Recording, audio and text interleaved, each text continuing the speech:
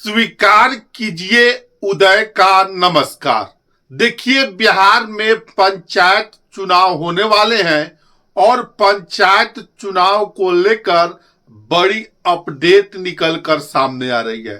ठीक सुना आपने, आज पंचायती राज विभाग के मंत्री दीपक प्रकाश औरंगाबाद में थे और उन्होंने आरक्षण रोस्टर और परसिमन को लेकर सारी तस्वीरें साफ कर दी है।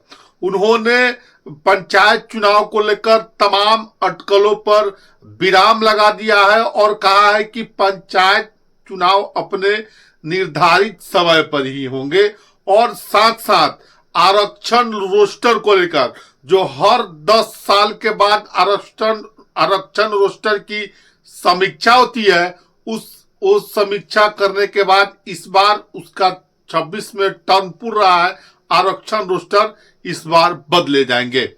तो देखिए, इससे पहले हम आगे बढ़े, आपसे करबद्ध आग्रह है कि अगर आप चैनल पर नए हैं तो चैनल को सब्सक्राइब कर लीजिए, बेल आइकन दबा लीजिए, जिससे आपको आगे की जानकारी मिलता रहे। देखिए, त्रिस्तरीय पंचायत चुनाव यानी बिहार में पंचायत चुनाव 2026 में होना है और इसको लेकर आज औरंगाबाद के सभा में मंत्री पंचायती राज विभाग के मंत्री दीपक प्रकाश ने सारे स्थिति स्पष्ट कर दी है। तमाम बातों को बता दिया है और कह दिया है कि इस बार आरक्षण की रोस्टर बदलेगी, परसिमन नहीं होगा। क्या कहे हैं पंचायती राज विभाग के मंत्री? औरंगाबाद में आज जो उनका दौरा था, उनकी बातों को साथ हम पहले उनकी बातों को हम सुनवाते हैं और फिर आपको आगे बताते हैं। 2026 में पंचायत के चुनाव होने हैं। इस चुनाव में कुछ बदलाव देखने को मिलेंगे। आरक्षण की व्यवस्था रोस्टर को लागू हुए 10 वर्ष पूरे हुए हैं, तो इस बार के चुनाव में आरक्षण का नया रोस्टर लागू होगा। साथ ही साथ चुनाव को सरल बनाने के लिए, फ्री एंड फेयर बनाने के लिए नई टेक्नोलॉजी का भी इस्तेमाल देखने को मिलेगा। 6 पदों पे वोटिंग होती है। 6 पदों के लिए मल्टी पोस्ट ईवीएम की टेक्नोलॉजी का इस्तेमाल होगा। 6 बैलेट यूनिट एक साथ रहेंगे कलर कोडिंग के साथ। लोगों को सहूलियत होगी, 6 अलग अलग पदों पे एक साथ वोट डाल पाएंगे। साथ ही साथ बोगस वोटिंग को खत्म करने के लिए फेशियल रिकॉग्निशन टेक्नोलॉजी का इस्तेमाल होगा।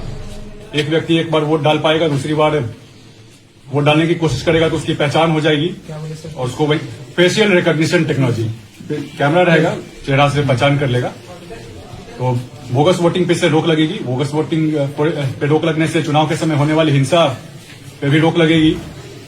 इसके अलावा मतगणना के समय धांधली की संभावना खत्म हो, इसको लेकर ऑप्टिकल कैरेक्टर रिकॉग्निशन की टेक्नोलॉजी है। ईवीएम से मैनुअल तरीके से वोटों की गिनती होगी, साथ ही साथ वहां भी कैमरा का इस्तेमाल होगा, उसके माध्यम से भी वोटों की गिनती होगी साथ साथ।